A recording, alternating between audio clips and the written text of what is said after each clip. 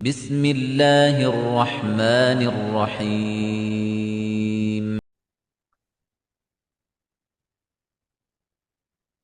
أعوذ بالله من الشيطان الرجيم. بسم الله الرحمن الرحيم. أأتخذ من دونه آلهة إن يردني الرحمن بضر لا تغني عني شفاعتهم شيئا ولا ينقذون. அவனை அன்றி வேறு வணங்கப்படுபவர்களை என் வணக்கத்திற்குரியவர்களாக நான் எடுத்துக்கொள்வேனா? அர் ரஹ்மான் யாதொரு இடரை எனக்கு நாடினால் இவர்களின் பரிந்துரை எதற்கும் எனக்கு பயனளிக்காது. அதிலிருந்து என்னை இவர்கள் விடுவிக்கவும் மாட்டார்கள். சூரா யாசினுடைய 23வது வசனம் இது. போன வசனத்துல அந்த மனிதர், இந்த கடைக்கோடியிலிருந்து ஓடி வந்த மனிதர், அல்லாஹ்வை வணங்குறதுக்கு எனக்கு என்ன பிரச்சனை இருக்கு, நான் ஒண்ணுமே இல்லாம இருந்தேன், அவன் என்னை உருவாக்கியிருக்கான், என்னை படைச்சிருக்கான், திருப்பி அவன்கிட்டதான் நீங்க எல்லாருமே கொண்டு செல்லப்பட போறீங்க, திரும்பி கொண்டு வர போறீங்க, திரும்பி கொண்டு வரப்பட போறீங்க அப்படின்ற செய்தியை அவர் சொல்லி காமிச்சத அல்லாஹ் பதிவு செஞ்சு காமிச்சான். சோ அடுத்த வசனத்துல திருப்பி அதே மனிதர் தான் கேட்கிறார். அதாவது இணை வைப்பு அப்படின்ற ஒரு காரியம் ஷிர்க்ன்றது, அதனுடைய விஷயம் என்ன, அதுல என்ன, அல்லாஹ்வை தவிர மற்ற விஷயங்களை வணங்குறது எவ்வளவு பகுத்தறிவு இல்லாத ஒரு செயல். அதே மாதிரி வர்ற சோதனையில இருந்து காப்பாத்துறதுக்கோ பரிந்துரை செய்வதற்கோ இந்த போலி தெய்வங்களால எதுவுமே செய்ய முடியாது அப்படின்றத இந்த வசனத்துல அவர் சொல்லி காமிக்கிறார். அத்தஹிது, நான் எடுத்துக்கொள்வேனா அப்படின்னா, அப்படின்றது ஹம்சத்துல் இன்கார் அப்படின்ற ஒரு இதுல வருது. அப்படின்னா என்ன? கேள்விக்காக வரக்கூடிய ஹம்சா அது. மின் தூனிஹி ஆலிஹத்தன், அவனை அன்றி, அல்லாஹுவை அன்றி வேறு ஒரு தெய்வங்களை.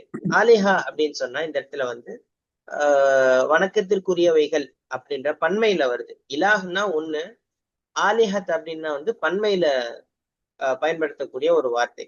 அத்தஹிது மின் தூனிஹி ஆலிஹா, அல்லாஹ்வை இல்லாம மற்றவைகளை கடவுள்களாக நான் எடுத்துக்கொள்வேனா? ரஹ்மானு பிதுர்ரின், இப்போ இந்த இடத்துல ஒரு நிபந்தனையான ஒரு வாக்கியம் வருது. அளவற்ற அருளாளன் அர் ரஹ்மான் அப்படின்னு சொன்னா, அர் ரஹ்மான் எனக்கு ஒரு துன்பத்தை, ஒரு தீங்கை நாடினால், லா துகுனி அன்னி ஷஃபாஅத்துஹும் ஷைஆ, அவர்களுடைய பரிந்துரை, அந்த சிபாரிசு செய்யறது எனக்கு ஒரு சின்ன அளவு கூட பயன் தராது. இத ஷஃபாத் அப்படின்றது நம்ம ஏற்கனவே பார்த்திருக்கோம். ஒருத்தவங்களுக்காண்டி இன்னொருத்தவங்க பரிந்து பேசுறது. அந்த தெய்வங்கள் எதுவுமே எனக்காண்டி எதுவுமே பண்ணாது. வலா யுன்கிதூன், என்னை ஒரு பிரச்சனையில இருந்து காப்பாற்றவும் முடியாது, என்னை எதிரிலிருந்து விடுவிக்கவும் முடியாது. ஒரு ஆபத்துல இருந்து மீட்டெடுக்கிறதுக்கு பேர் தான் அல் இன்காதுன்னு சொல்லுவாங்க. அதுல வலா யுன்கிதூன் அப்படின்னு நல்லா பயன்படுத்துறது, இந்த தெய்வங்கள் என்னை காப்பாத்தாது அப்படின்னு சொல்லி அந்த மனிதர் சொல்றதா அல்ல சொல்றான். சோ இந்த வசனத்தை எப்படி நம்ம புரிஞ்சு கொள்ளலாம் அப்படின்னு சொன்னா, உண்மையான இறைவனுடைய தகுதியும் அந்த போலி தெய்வங்கள் இருக்குல்ல அதனுடைய நிலைமை என்னன்றத அவர் விவரிக்கிறார். ஃபர்ஸ்ட் தன்னுடைய கொள்கையை அவர் முழுசா அந்த மக்களுக்கு மத்தியில பிரச்சாரம் செஞ்சாரு. தொடர்ந்து இந்த தெய்வங்கள்னால, போலி தெய்வங்கள்னால எனக்கு எந்த பிரயோஜனமும் இல்லைன்றதையும் அவர் வெளிப்படையா மக்களுக்கு சொல்றாரு. இப்போ அதே மாதிரி இந்த சிலைகள் எல்லாமே நீங்களே உருவாக்கிக்கிறீங்க, உங்க கையாலேயே உருவாக்கி அத நீங்க கடவுளாக எடுத்துக்கொண்டு அதுதான் என்னை காப்பாத்தும், என்ன பிரச்சனையில இருந்து என்னை தூரமாக்கிரும், காப்பாத்திரும் அப்படின்னு சொல்லி நினைக்கிறீங்க.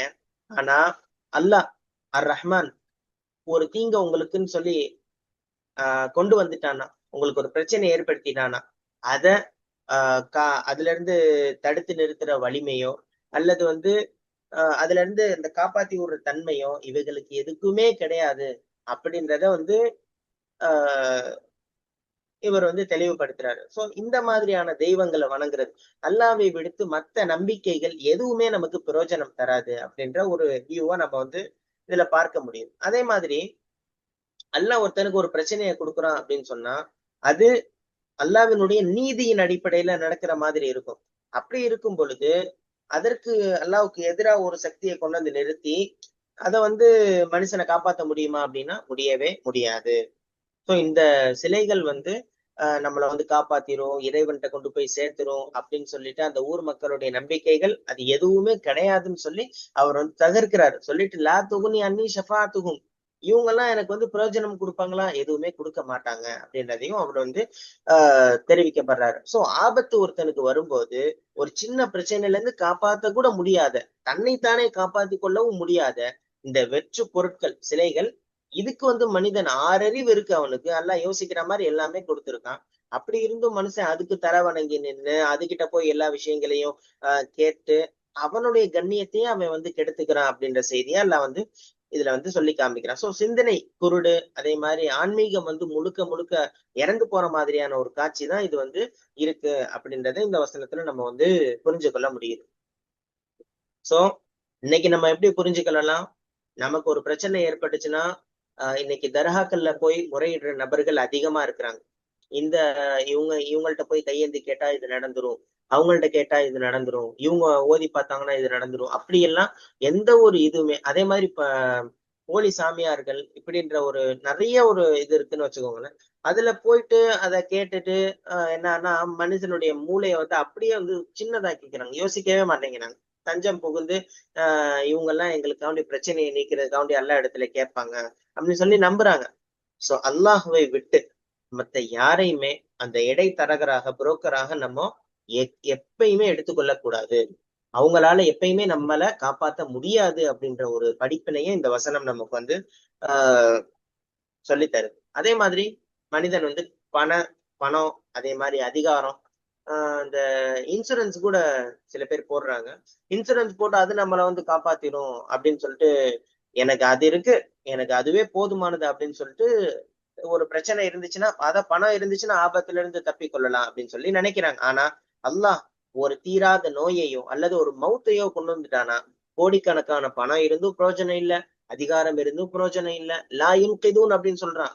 எதுவுமே பலனளிக்காது, காப்பாத்த முடியாது அப்படின்ற ஒரு, அப்போ பொருளாதார ரீதியாகவும் நமக்கு வந்து நம்மளை காப்பாத்திரும், காசு வந்து நம்மளை காப்பாத்திரும், காசுனால எல்லாமே முடியும் அப்படின்னு நினைக்கிறது கூட தவறுதான். அல்லா மேல மட்டும்தான் நம்பிக்கை இருக்கணும். அதே மாதிரி நீங்க சொல்லியிருக்கீங்க ஏற்கனவே வந்து அல்லாஹ் வந்து நமக்கு கொடுத்திருக்க ரிஸ்க்ல இருந்து நம்ம வந்து செலவு பண்ணணும் அப்படின்னும் போது அதை சம்பாதிக்கிற விதமும் அல்லாஹ் நமக்கு சொல்லி கொடுத்திருக்கான். அந்த மாதிரி பணம் ஈட்டணும், அந்த மாதிரி செலவு செய்யணும். இது போன்ற விஷயங்கள் எல்லாம் நமக்கு வெறுமனே தேவைகளுக்காக மட்டுமே இருக்கணுமே தவிர இது தெய்வங்களா மாறிடக்கூடாது அப்படின்றதுதான் நம்ம புரிஞ்சு கொள்ள முடியுது. அதே மாதிரி மறுமை நாள்ல நபிமார்கள் கூட வந்து ஒவ்வொரு நபியுமே ஒவ்வொரு விஷயத்துல வந்து இருப்பாங்க. நான் வந்து என்னால பரிந்துரை செய்ய முடியாது, பரிந்துரை செய்ய முடியாது. ஆனா நபிசுல்லாஸ்ல மட்டும்தான் அந்த வாய்ப்பை வந்து அல்லாஹ் கொடுக்குறான். ஸோ இன்னைக்கு மறுமையில வந்து சில மனிதர்களும் சிலைகளும் அவங்களுடைய செல்வாக்கை பயன்படுத்தி அல்லாஹ் கிட்ட வந்து அந்த பாவம் செஞ்சவங்க எல்லாத்தையும் நரகத்துல இருந்து காப்பாத்தி சொர்க்கத்துக்கு போக முடியும் அப்படின்ற ஒரு சித்தாந்தம், அது ரொம்ப ரொம்ப தவறானது. சோ அல்லாஹ் யாருக்கு நாடுறானோ அவனுடைய அனுமதியோடு அவன் விரும்பியவர்களுக்கு மட்டுமே இந்த பரிந்துரை அப்படின்றதெல்லாம் முடியும். அல்லாஹ் யாருக்கு நாடுறானோ அவங்களால மட்டும்தான் அதை செய்ய முடியும்ன்ற அந்த அகீதா, அந்த கொள்கை வந்து நமக்கு ரொம்ப தெளிவாக இருக்கணும்ன்றதை இந்த வசனம் நமக்கு வந்து சொல்லி தருது. ஸோ மனுஷன்கிட்ட கஷ்டம் வந்துச்சு, ஒரு பிரச்சனை வந்துருச்சு அப்படின்னு சொன்னா ரொம்ப ஈஸியா மனுஷன் வந்து தடம் மாறி அந்த தாயத்துகளை நம்புறது, அதே மாதிரி ஷிர்கான காரியங்கள்ல ஈடுபட்டு அது நம்மளை காப்பாத்திடும் சொல்லி, இப்போ எவ்வளவு பெரிய நெருக்கடி வந்தாலும் நன்மையும் தீமையும் அல்லாஹ்வினுடைய கையில தான் இருக்கு அப்படின்ற ஒரு உறுதியை நம்ம எப்பயுமே வளர்த்து கொள்ளணும்ன்ற செய்தியை இந்த வசனத்துல நம்ம வந்து புரிஞ்சு கொள்ள முடியும். இதுல வந்து ஸோ நம்ம நமக்கு என்ன படிப்பினை அப்படின்னா, அல்லாஹ்க்கு தான் முக்கியத்துவம் கொடுக்கணும் எதுலையுமே. ப்ரையாரிட்டி. ஒரு ஒரு செயலை செஞ்சா இது அல்லாஹ்க்கு திருப்தி அளிக்குமா, அல்லாஹ் கோவப்படுத்துமா, அல்லாஹ் வந்து இதை நெருக்கம் அடையுமா, அல்லாஹ்கிட்ட இருந்து நம்ம விலக்கி வைக்கமா அப்படிங்கறத நமக்கு நம்ம கேள்வி கேட்டுக்கணும். நான் ஒரு தீங்கு தீங்கு ஏற்பட்டால், தீங்கு அல்லாஹ் ஏற்படுத்துறான்னு சொல்ல, எனக்கு ஒரு தீங்கு ஏற்பட்டாலுங்கிறாரு என்ன. ஸோ அல்லாஹ் மேல வந்து ஒரு நல்ல ஒரு அபிப்பிராயத்திலே இருந்துகிட்டு இருக்காங்க பாருங்க. இதே இப்ராஹிம் அலை இஸ்லாமும் இப்படிதான் சொல்லுவாங்களாம். அது நிவாரணம் அளிப்போன் இறைவன் என்ன, எனக்கு நோய் எனக்கு வந்தது அப்படி அல்லாஹ் மேல சொல்ல மாட்டாங்க. நான் வந்து அது ஒரு அல்லாஹ் எனக்கு நோயை கொடுத்தான், ஒரு அல்லாஹ் மேல அவ்வளோ ஒரு மரியாதை, அவ்வளோ ஒரு நல்ல எண்ணங்களோட இவர் பாரு சொல்றது. சொல்றதுங்க, எனக்கு ஏதும் தீங்கு ஏற்பட்டால் அப்படின்னா அந்த நேரத்துல வந்து காப்பாத்துறோம் அல்லாதான் இந்த உலகத்துலயும் சரி மறு உலகத்துலயும் சரிங்க. ஸோ ஒரு உதாரணம், நம்ம இப்போ ஃப்ளைட்ல ஏற்கனவே பேசிடுவோம், ஃப்ளைட்ல போறோம், திடீர்னு மேல ஒரு ஆட்டம் காணுது மேகத்துல. நல்ல கருப்பான மேகத்துல போகும்போது நமக்கு நமக்கு நம்மளையே ஒரு ஆட்டி விட்டுரும். ஒரு இப்போ ஈவன் சேஃபான ஃப்ளைட்டு கூட பயங்கரமா ஆடும் என்ன. ஸோ அந்த நேரத்துல மனிதன் வந்து நினைக்கிறது அல்லாஹ் தான். அல்லாஹ் எந்த இது இருந்தாலும் ஒரே தெய்வம் கடவுளை தான் அப்படிம்பாங்க இல்லைங்களா. அப்ப போய் என் காசு, என் பணமே, என் பிள்ளையே, என் அம்மாவே, என்ன, என்னுடைய தெய்வமேனு மற்ற தெய்வங்கள்லாம் அழைக்க மாட்டாங்க என்ன. ஸோ அது வந்து நம்ம ப்ரையாரிட்டி வச்சுக்கணும். அதனால என்ன பண்ணணும், நம்ம இந்த உலகத்துல நம்ம செய்யற செயல்கள் அல்லாஹ்க்கு பொருத்தமா இருக்குதா. இப்ப தொழுகையே பாங்கு அழைக்கப்பட்டு விட்டுச்சுன்னா நம்ம என்ன பண்ணோம், அந்த வக்துக்குள்ள சில பேர் அந்த பர்லு இமாம் ஜமாத்தோட போய் தொழுவது ரொம்ப சிறந்து, இல்லைன்னா அட்லீஸ்ட் அடுத்த வக்துக்குள்ள தொழுதணும் அப்படிங்கிறாங்க இல்லையா, குறிப்பிட்ட காலத்துக்குள் தொழுவது சிறந்ததுன்னு போட்டுக்கிறாங்க இல்லைங்களா. ம் ஒரு நிமிஷம். ஸோ ப்ரையாரிட்டி வந்து நம்ம அதுல அப்போ வந்து நம்ம தொழிலுக்கு ப்ரையாரிட்டி கொடுக்குறோமா, நம்ம என்டர்டெயின்மெண்ட்டுக்கு ப்ரையாரிட்டி கொடுக்குறோமா, நம்ம மற்ற மற்ற விஷயங்களுக்கு இம்பார்ட்டன்ஸ் கொடுக்குறோமா, அல்லாஹ்க்கு முக்கியத்துவம் கொடுத்து தொழில் போயிடுறோமா எல்லாத்தையும் தூக்கி போட்டு, அப்படிங்கிறது தான் நமக்கு ஒரு இப்போ நமக்கு நாம கேள்வி கேட்டுக்கணும். ஸோ மறுமை நாள்ல இந்த உலகத்திலே பரவாயில்ல, மறுமை நாள்ல போனா அல்லாஹ் தான் நமக்கு தீங்குகளை நரகத்தை விட்டு அல்லாஹ் தான் அல்லாஹ்வுடைய ரஹ்மத் இருந்தா தான் நம்ம சொர்க்கம் சென்ற முடியும் இல்லைங்களா. அல்லாஹ் யாருக்கு நாடி இருக்கானோ அவங்க மட்டும்தான் அல்லாஹ் ரசூலுல்லாஹி அலைஹி வஸல்லம் ஷஃபாத் செய்வாங்க என்ன. ஸோ அந்த ஷஃபாத்து கிடைக்க நமக்கு இன்ஷா அல்லாஹ் துவா செய்யணும். அதான் நம்ம அதான் ஒருத்தங்க தீங்கு செய்ய சொல்றாங்க, நம்மளும் சேர்ந்து தீங்கு செய்யக்கூடாது. திருமண துவாலே பாத்தீங்கன்னா பாரக்கல்லாஹும்ம ஃபீக அந்த ஹைர் ஜமா நல்ல விஷயங்களை இருவரையும் சேர்த்து தருவாயாகன்னு சொல்லுவாங்க. ரசூலுல்லாஹி ஸல்லல்லாஹு கற்றுக் கொடுத்த துவா என்ன. நல்ல விஷயத்துல ஒரு நிமிஷம். ஸோ நல்ல விஷயத்துல நல்ல விஷயத்துல இருவரையும் சேர்த்து வைங்கன்னா என்ன அர்த்தம், அதுல ரெண்டு அர்த்தம் இருக்கு. இப்போ உதாரணத்துக்கு கணவன் மனைவி ரெண்டு பேரும் வந்து ஒரு நல்ல விஷயம் அமலு சாலிஹா செய்ய போறாங்க, ஒரு தான தர்மம் செய்யறதுக்கெல்லாம் சேர்த்து வைங்க. இன்னொரு அர்த்தம் என்ன, தீமையான விஷயத்துல இருந்து பிரிச்சிரு அப்படின்னு ஒரு அர்த்தம் இல்லைங்களா. ஒரு மனைவி வந்து ஒரு கணவன் வந்து தீங்கானவற்றை செய்யு என்ன, இந்த வந்து அல்லாஹ்க்கு பிடிக்காத விஷயங்களை செய்யுன்னு சொன்னா நம்ம அதுக்கு ஒத்து போகக்கூடாது என்ன. ஸோ மனைவி செஞ்சுட்டான்னு செஞ்சேன், கணவன் செஞ்சுட்டான்னா செஞ்சேன் என்ன, மனைவி சொன்னதுனால நான் வந்து உறவு முறிச்சேன், கணவன் செஞ்சதுனால அந்த உறவு முறிச்சேன் அப்படிங்கிறது அல்லாஹ்க்கு வந்து பிடிக்காத விஷயம் இல்லைங்களா. அதை வந்து இதை நம்ம ஞாபகம் வச்சுக்கணும். இந்த விஷயம் யாருக்கு மற்றவங்க சொன்னாங்க செஞ்சோம் அப்படின்னு சொன்னா அவங்களுக்கும் பாவம் சேரும். ஒருத்தவங்க தவறு சொல்லி அவங்களுக்கு தூண்டுனா அந்த பாவமும் சேரும். பட் பாவம் செஞ்சவங்களுக்கும் அந்த பாவம் ரெண்டுக்கு பேருக்குமே நஷ்டமான விஷயம், லாஸ் சுச்சுவேஷன் சொல்லுவாங்க என்ன. ஆனா ஒருத்தங்க வந்து அந்த அந்த மீறி அல்லாக்காக வந்து நம்ம செய்யக்கூடாது தவறு அப்படின்ட்டு நம்ம அவங்கள வந்து கன்வின்ஸ் பண்ணி நன்மை செய்ய வச்சா, ஸோ அவருக்கும் அந்த நன்மை, அந்த சொன்ன தவறா சொன்னவரும் அந்த பாவத்துல இருந்து மீண்டுருவாரு. ஸோ இதுதான் நம்ம எதுக்கு முக்கியத்துவம் கொடுக்குறோம் அப்படிங்கிறத நம்ம பார்த்துக்கணும். ஸோ இதுல வந்து என்ன மெயினான முக்கியமான என்ன விஷயம்னா, இப்போ இந்த ஆயத்துல நான் புரிஞ்சுக்கிறது, எதா இருந்தாலும் அல்லாஹ்க்கு வந்து இந்த விஷயம் நமக்கு இப்போ மற்ற கடவுளை வணங்குறது இவங்க சொல்றாங்க, மற்ற எல்லா விஷயங்களையும் இந்த ஒரு செயல் நம்ம அல்லாஹ் தான் வணங்குறோம், அல்லாஹ் தான் ஈமான் கொண்டிருக்கிறோம், நம்ம தக்குவா இன்னும் பலப்படணும், ஈமான் இன்னும் பலப்படணும்னு துவா செய்யும். இதே நேரத்துல மற்ற சின்ன சின்ன விஷயங்களும் இன்னும் வந்து அடுத்த அடுத்த கட்டத்துக்கு நம்ம நகரணும் இல்லைங்களா. மூவ் பண்ணும்போது நம்ம எந்த செயலை நம்ம ஈசானோட செய்யறோமா இக்லாஸோட செய்யறோமா நமக்கு நாமே கேட்டுக்கணும்.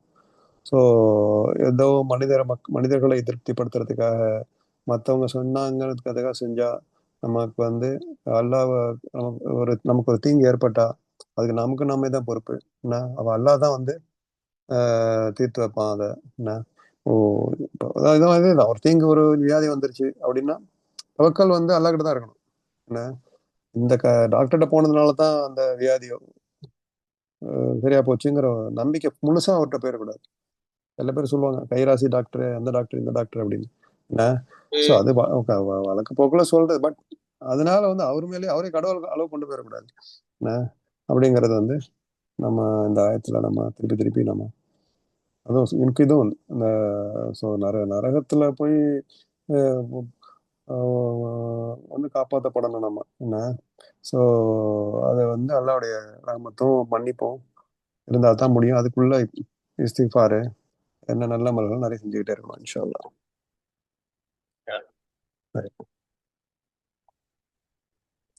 அடுத்தது ஆகவே அல்லாஹ்வை தவிர்த்து இவர்களை வணங்கினால் அப்போது நிச்சயமாக நான் பகிரங்கமான வழிகேட்டில் இருப்பேன். போன வசனத்துல என்னை படைச்சவனை நான் எப்படி வணங்காம இருக்க முடியும், அல்லாஹ் எனக்கு ஒரு தீங்க நாடிட்டான்னு சொன்னா இந்த சிலைகள் எப்படி என்னை காப்பாற்றும் அப்படின்னு சொல்லி ரொம்ப ஒரு தெளிவான தர்க்க ரீதியான வாதங்களை அவர் வந்து எடுத்து வச்சாருன்றதை பார்த்தோம். இந்த வசனத்துல அவருடைய வாதத்தை முடிக்கிறாரு, தன்னுடைய முடிவு என்னன்றதை இந்த இடத்துல வெளிப்படுத்திடுறாரு. அதாவது படைத்தவனை விட்டு விட்டு படைப்புகளாக நீங்களே வந்து கற்பனை செய்து வைத்திருக்கின்ற விஷயங்களை நான் வந்து வணங்கினா அதற்கு பிறகு நான் அடைய போற நிலை தெளிவான வழிகேடு, தொலாலிம் முபீன் அப்படின்றத அவர் வந்து மிக கம்பீரமாக தன்னுடைய கொள்கையை வெளிப்படுத்தக்கூடிய ஒரு காட்சியா எல்லாம் வந்து பதிவு செய்து காமிக்கிறான். சோ இதுல இன்னி அதே மாதிரி இதன் இன்னியும் வந்திருக்கு, லேவும் வந்திருக்கு. ஒரு ஒரு சென்டென்ஸ்ல வந்து இந்த ரெண்டுமே வந்துருச்சுன்னா அது ரொம்ப நிச்சயமாக அப்படின்னு சொல்லி ஒரு அந்த வாக்கியத்தையே அழுத்தமா சொல்லக்கூடிய ஒரு இதா வரும். இன்னி நிச்சயமாக நான், இதன் அப்படிப்பட்ட நிலையில், அதாவது இந்த நீங்க சொல்ற மாதிரி நான் செஞ்சிட்டேன் அப்படின்னு சொன்னா லஃபி தொலாலி முபீன் தெளிவான வழிகேட்டில் நிச்சயமாக நான் அதற்குள்ளே இருக்கிறேன் அப்படின்னு பொருள். சோ முபீன் அப்படின்றது நமக்கு எல்லாம் தெரியும். அதாவது வழிகேடு அப்படின்றது மறைவானது கிடையாது. அறிவுள்ள யாருமே ஈஸியா பார்த்தோன்னே தெரிஞ்சிடும். இது வந்து வெளிப்படையா தெரிகிற முட்டாள்தனம். இது ஒரு சிலைய வணங்கக்கூடிய நபர்களை பார்க்கும் பொழுது இது எப்படி வந்து மத்தவங்களுக்கு உதவி செய்யும், தன்னுக்குத்தானே வந்து பாதுகாத்து கொள்ள முடியாத ஒண்ணு பிறரை எப்படி பாதுகாக்கும் அப்படின்ற ஒரு காட்சி வந்து நம்ம வெளிப்படையா தெரிகிறதுனாலதான் அல்லாஹ் வந்து சொல்றான் தொலாலி முபீன் தெளிவான வழிகேடு. தெளிவான அதாவது நேர்வழியிலிருந்து விலகி போறது அதான் வழிகேடு. சோ அதுதான் வந்து இந்த ஆயத்துல அவர் வந்து சொல்லி காமிக்கிறார். சோ இந்த வசனத்துக்கு நம்ம ஓவராலா எப்படி நம்ம புரிஞ்சு கொள்ளலாம் அப்படின்னு சொல்லி பார்த்தா, இந்த உலகத்தை படைத்து பரிபாலிக்கக்கூடிய அல்லாஹ்வை விட்டு விட்டு தனக்கு வந்து எந்த ஒரு சுயமான ஆற்றலும் இல்லாத மற்ற விஷயங்களை சக்திகளாக நம்ம கற்பனை செய்து கொண்டு அதை வணங்கணும் அப்படின்னா மனிதன் தன்னுடைய பகுத்தறிவை இழந்து விட்டான் அப்படின்றதுக்கு தெளிவான ஒரு சான்றுதான் அது. ரெண்டாவது வந்து சூழ்நிலைகள் எவ்வளவு சாதகம் இல்லாம இருந்தாலும் அதே மாதிரி இப்ப அந்த நபரை பார்க்கலாமே, சூழ்நிலை அவருக்கு சாதகமா இல்லை. ரெண்டாவது மரணமே கண்ணுக்கு முன்னாடி இருந்தாலும் அவருடைய கொள்கை இருக்குல்ல, நான் எதுல இருக்கேன், நான் யார வணங்கினேன் அப்படின்ற விஷயத்துல ரொம்ப துணிச்சலோடு சொல்லக்கூடிய ஒரு ஈமானுடைய உச்சகட்டமான பண்பு வந்து நம்ம வந்து பார்க்க முடியும். சோ படைத்தவனை மறுத்து விட்டு அல்லாஹ்வை இல்லாமல் மற்ற விஷயங்களை எவ்வளவுதான் நம்ம ஆடம்பரமா தெரிஞ்சாலும், நம்ம பாக்குற காட்சிகள் எதுவாக இருந்தாலும் சரி, செல்வம் அதே மாதிரி பதவி அதிகாரம் இது எல்லாமே நமக்கு பாக்குறதுக்கு ஆடம்பரமா தெரியும். ஆனா அல்லாஹ்வை விட்டு விட்டு இதெல்லாம் தெளிவான வழிகேடு அப்படின்றத வந்து நமக்கு வந்து புரிய வைக்கிறது. அதே மாதிரி சத்தியத்தின் பக்கம் என் இறைவன் எப்படி எனக்கு வழிகாட்டி இருக்கிறான் அதன் பக்கம் நிற்கிறது தான் உண்மையான வெற்றி அப்படின்றதுதான் இந்த வசனம் நமக்கு உணர்த்தக்கூடிய ஒரு செய்தியாக நம்ம வந்து பார்க்க முடியுது. அதே மாதிரி இப்ப இன்னைக்கு உள்ள சமுதாயத்துல ஒருத்த வந்து இஸ்லாமிய கொள்கைகள் இப்படிதான் இருக்கு அல்லது இஸ்லாமிய சட்டத்திட்டங்கள் இப்படிதான் இருக்கு, நான் இப்படிதான் ஃபாலோ பண்ணுவேன்னு சொல்லி ஒருத்தன் இருக்கும் பொழுது சமுதாயம் வந்து கிண்டல் பண்ணதான் செய்யும். காலத்துக்கு ஏத்த மாதிரி இவர் இல்ல, இவர் வந்து கொஞ்சம் அப்டேட் ஆகாம இருக்கிறார் அப்படின்னு சொல்லி நிறைய கிண்டல் பண்ணதான் செய்யும். இதுக்கெல்லாம் நம்ம என்னைக்குமே அஞ்சக்கூடாதுன்றதை இந்த வசனம் நமக்கு வந்து புரிய வைக்கிறது. அல்லாஹ்வினுடைய சட்டத்திட்டங்களை நான் பின்பற்றுறேன், இதை வந்து தவிர்த்து போறதுதான் எனக்கு வழிகேடு அப்படின்றதுல நம்ம ரொம்ப உறுதியா இருக்கணும்ன்றத அந்த நபர் இருக்காரே ஒரு சாமானிய மனிதர் ஹபீபு நஜ்ஜார் என்று வரலாற்றில் சொல்லுகிறார்கள். அவரை போன்று நமக்கு வந்து ஈமான் எப்பயுமே ரொம்ப பலமா இருக்கணும். இன்னொருத்தவங்க வந்து ஏதோ சொல்லிடுவாங்க, நான் வந்து 4 பேருக்கு முன்னாடி தொழுதா எனக்கு ஒரு மாதிரி ஆயிரும், அந்த எண்ணம் எல்லாம் எப்பயுமே நமக்கு இருக்கக்கூடாது.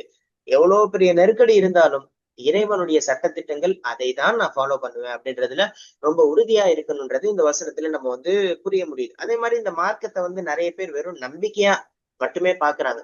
ஆனா இந்த மார்க்கத்தை இந்த வசனம் எப்படி காட்டுதுன்னா நமக்கு பகுத்தறிவு என்னன்றத புரிய வைக்குது. கொஞ்சம் யோசிச்சு பாருங்கப்பா, நீங்க செய்யற ஒரு விஷயம் அல்லாஹ்வை வணங்காம இருக்கிறது தானே மிகப்பெரிய முட்டாள்தனம் அப்படின்னு சொல்லி அவர் வாதாடுறாரு. அது மாதிரி குர்ஆனுடைய கட்டளைகள், குர்ஆன் சொல்லக்கூடிய விஷயங்கள் எல்லாமே அறிவுபூர்வமானவை. மனிதர்கள் யோசித்து பின்பற்றுவதற்கு சரியான ஒரு வழிகாட்டுதல்கள். அதை தவிர நமக்கு வேற என்ன இருக்குன்றத இந்த உலகத்திற்கு நம்ம கண்டிப்பா புரிய வைக்கணும். இன்னைக்கு வந்து பகுத்தறிவு அப்படின்ற பேர்ல வந்து இஸ்லாம் வந்து வெறும் நம்பிக்கையா போயிடுச்சு. பகுத்தறிவா யோசிக்கிறது இல்ல. அதனாலதான் இஸ்லாத்துக்கும் மத்த விஷயங்களுக்கும் சம்பந்தம் இல்லை அப்படின்னு சொல்லி நினைக்கிறாங்க. ஆனா குர்ஆன் சொல்லக்கூடிய எல்லா செய்தியுமே இந்த உலகத்தோடு ஒத்து போகக்கூடிய, மறுமைக்கு பிரயோஜனம் தரக்கூடிய செயலாகத்தான் இருக்கும் அப்படின்றதுல எந்த ஒரு சந்தேகமும் நமக்கு இருக்கக்கூடாது. அதே மாதிரி வந்து ஒரு முஃமின் அவனுடைய பாதையில எப்பயுமே ரொம்ப தெளிவா இருக்கணும். நான் ஆஹ் எது சத்தியம் எது அசத்தியம் அப்படின்றதுல ஒரு தெளிவான பார்வை எனக்கு இருக்கு. அவர் எப்படி சொன்னாரு, நான் வந்து இதை செஞ்சேன்னா தொலாலி முபீன்ல போயிருவேன் அப்படின்னு சொன்னாரு. அந்த மாதிரி ஒரு முஃமினுக்கு தேவைப்படக்கூடிய ஒரு முக்கியமான பண்பு இதுதான். நமக்கு எது சரி எது தப்புன்ற பகுத்தறிவு ஆற்றல் அல்லாஹ் கொடுத்திருக்கும் போது அதை நம்ம பயன்படுத்தணும். நம்ம வந்து தவறான வழிகேட்டுல போறோமா அல்லது வந்து அல்லாஹ்வுக்கு பிடிச்ச மாதிரி இருக்குமான்றத நம்ம யோசித்துக் கொள்ளணும்ன்றத புரிய வருது. அதே மாதிரி பல நேரத்துல நம்ம நல்லவங்களா இருக்கலாம். ஆனால் கொள்கைக்காக நம்ம குரல் கொடுக்கிறோமா, கொள்கையை நம்ம வந்து எடுத்து சொல்றோமா அப்படின்னு பார்த்தா ரொம்ப வந்து கம்மியாக இருக்கும். ஆனா இந்த வசனம் சத்தியத்திற்காக நீங்க பப்ளிக்கா நீங்க பேசலாம். மார்க்கத்தை அதாவது எப்படி சொல்றது, சில ஏரியாஸ்ல சில பகுதிகளில் வந்து தடுக்கப்பட்டிருந்தாலும் கூட நம்ம பார்க்கிற ஒரு முஸ்லிம் சமுதாயம், சில பேர் வந்து ஈமான் வந்து கொஞ்சம் குறைஞ்சவங்களா இருக்கலாம், ஈமான் வந்து கொஞ்சம் கம்மியானவங்களா இருக்கலாம், தொழுகையின் பக்கம் கொஞ்சம் வந்து தூரமானவங்களா இருக்கலாம், அல்லாஹ்வினுடைய அந்த சட்டத்திட்டங்களை கொஞ்சம் பின்பற்றுறதுல பின்னோக்கி இருக்கலாம். அவங்களுக்கு நம்ம கண்டிப்பா அந்த டிக்ளேர் பண்ணணும்ல, பப்ளிக்ல வந்து நம்ம எடுத்து சொல்லணும்ல. அவங்களுக்கு வந்து நம்ம வார வாரம் ஜும்மா பையன் எப்படி கேட்கிறோம், நமக்கு வந்து ஈமான் வந்து இன்னும் அதிகரிக்கணுன்றதுக்காக வேண்டி நம்ம செய்யறோம். அதே மாதிரி மற்றவர்கள்ட்ட நம்ம பேசும்போது நமக்கு எது சரியான பாதை, நம்ம எப்படி இருக்கணும், நம்ம என்ன செய்யணும், நம்மளுடைய செயல்பாடு இப்போ தொழுகையில குறைஞ்சிச்சுன்னா அதை அதிகப்படுத்தணும், மற்ற விஷயங்கள் குறைஞ்சிச்சுன்னா அதுல நம்ம திருப்தியா இருக்கணும். சோ எல்லாத்துலயுமே பேலன்ஸா நடந்து கொள்ளணும். சோ அந்த மாதிரியான ஒரு கண்ணோட்டம் நமக்கு எல்லா இடத்துலயுமே இருக்கணும்ன்றத நமக்கு வந்து புரிய வைக்கிறது. சோ ஒரு முஸ்லீமாக அல்லாஹ்வினுடைய சட்டத்திட்டங்களை தெரிந்து பின்பற்றக்கூடிய நான் மத்தவங்களுக்கு சொல்லாம இருக்கிறது ஒரு மிகப்பெரிய ஒரு தப்பு. அப்போ அது நம்ம அநீதிக்கு துணை போற மாதிரி ஆயிரும். இந்த டைம்ல அப்படி இருக்காம என்னால முடிஞ்ச நபருக்கு நான் சொல்லுவேன். இந்த மார்க்கத்தை இப்போ 4 பேருக்கு என்னால சொல்ல முடியும்னா 4 பேருக்கு நான் சொல்லுவேன். 10 பேருக்கு முடியுமோ 10 பேருக்கு சொல்லுவேன். சோ அந்த ஒரு கண்ணோட்டம் நம்ம எல்லாரிடத்துலயுமே இருக்கணும் அப்படின்றத நம்ம வந்து இந்த வசனத்துல புரிஞ்சுக்கொள்ள முடியுது.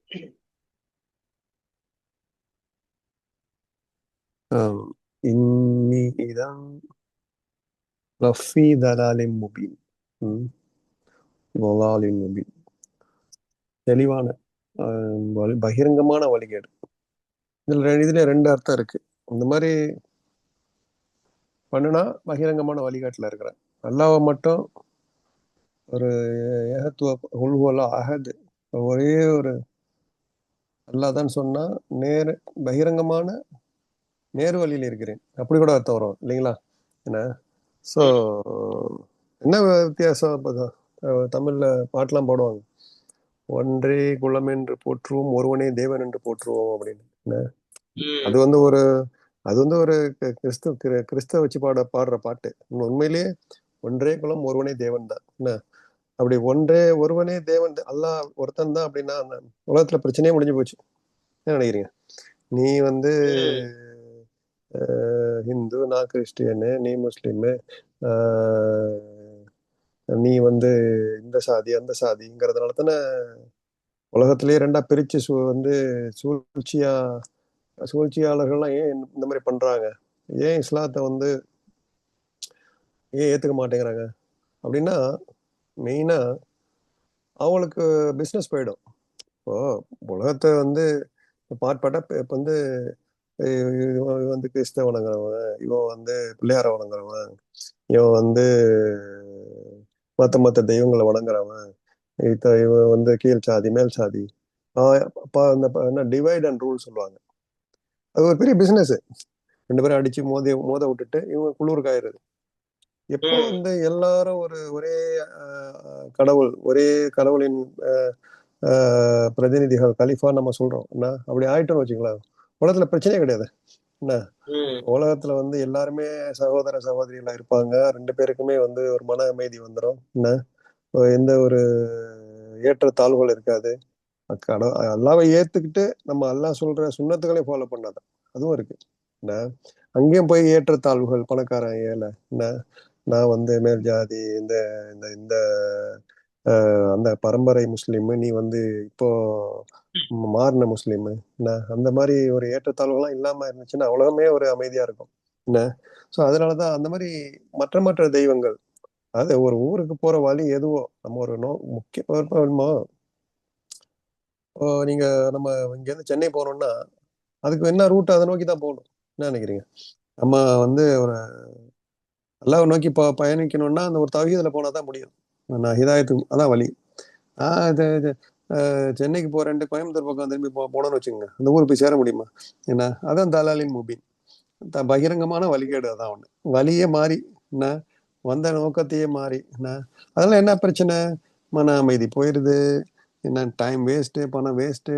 இதனால வந்து நிறைய நம்ம மற்ற மற்ற தெய்வங்கள் முன்னாலும் பிஸ்னஸாக தான் இருக்கு இப்போ எல்லாம் வந்து எவ்வளவு சம்பாதிக்கிறது அப்படிங்கிறத பாக்குறாங்க. மக்களுடைய இந்த ஒரு அறியாமையும் ஒரு பாமரத்தனத்தையும் வச்சு இப்படியெல்லாம் வந்து காசு சம்பாதிக்கலாம் என்ன, எவ்வளவு காசு போட்டா இவ்வளோ சம்பாதிக்கிறதால அங்க போய் போடுறான், கோடி கோடியா போடுறான், லட்ச லட்சமா போடுறான் என்ன. அது யார் யூஸ் பண்றான், எவன் யூஸ் பண்றான், திருடுறானுங்க, அதெல்லாம் நியூஸ்ல வருது என்ன. மார்க்கம், நம்ம மார்க்கம் என்ன சொல்லுது? நீ சம்பாரிச்ச காசு நீனே ஜக்காத்து கொடு, சதகா செய் என்ன. இந்த மாதிரி போலி சாமியார்களுக்கு, போலி இந்த மாதிரி ஒன்று மிரட்டுறவங்களுக்கு, இந்த மாதிரி அதனால வந்து உன்னை பயமுறுத்தி இந்த மாதிரி ஆயிடும் அந்த மாதிரி ஆயிடும் என்ன. இதுக்கு வந்து இந்த எப்படி செஞ்சா நீ வந்து இந்த பிரச்சனைகளை தப்பிச்சிடலாம் என்ன.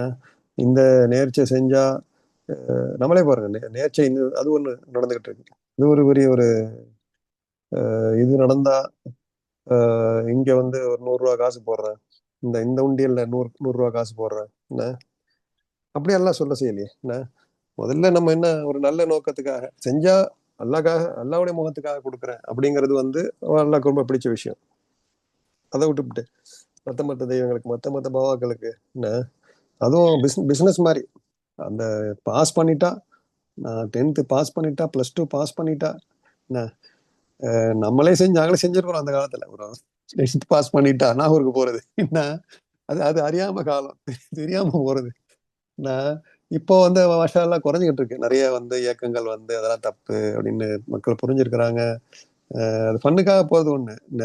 ஸோ தெரியாம போறவங்கள வந்து ரொம்ப நம்ம அவங்கள வந்து ரொம்ப பகிரங்கமான வழிகேட்டில் இருக்கிறீங்க, காஃபீர் ரொம்ப பிராண்ட் பண்ணிடக்கூடாது. கொஞ்சம் கொஞ்சமா பொறுமையா இந்த மாதிரி விஷயங்கள் சொல்ல சொல்ல சொல்ல சொல்ல என்ன, அவர்களுடைய மனித மாறும்.